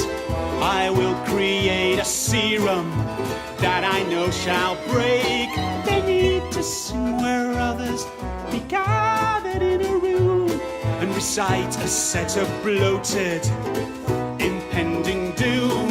It shall no more preach messages from a sense of love, for misery loves company as they backslap each other back. Danger, danger, here on planet Earth. There's a singer-songwriter epidemic and they claim it's getting worse. We cannot move for heartfelt lyrics, soft and sweet, indulgent gimmicks. The song would be over, but there's not enough of me yet in it.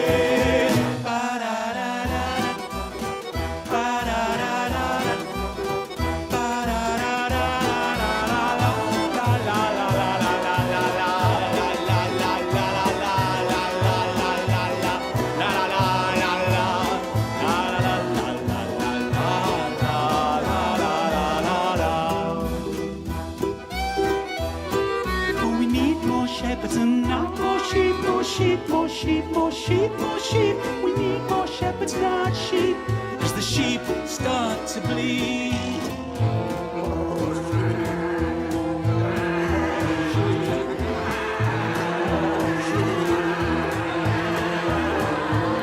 For it seems that human beings are addicted to their pain, and suffering seen from an outside source, how shall I call it, insane? It's true they are not conscious of acting consciously, but the main trade of your planet is to indulge in the woe is me. For many have so much, but nothing fills them up. The void they're trying to fill, it can't be filled up with that stuff. I'll hunt down all the leaders, switch off their moaning genes, and in time planet Earth can radiate with joy and newfound dreams. Danger, danger, here on planet Earth. There's a singer-songwriter epidemic, and they claim it's getting worse. We cannot move for heartfelt lyrics, soft and sweet, indulgent gimmicks. The song would be over, but there's not enough of me yet in it. There's not enough of me yet in it. We need more shepherds and not more sheep, more sheep, more sheep, more sheep, more sheep. We need more shepherds, not sheep. And the sheep start to bleed. And the sheep start to bleed.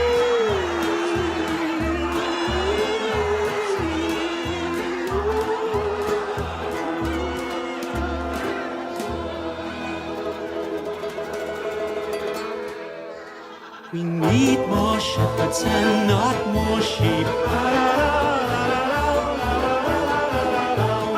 We need more shepherds and not more sheep.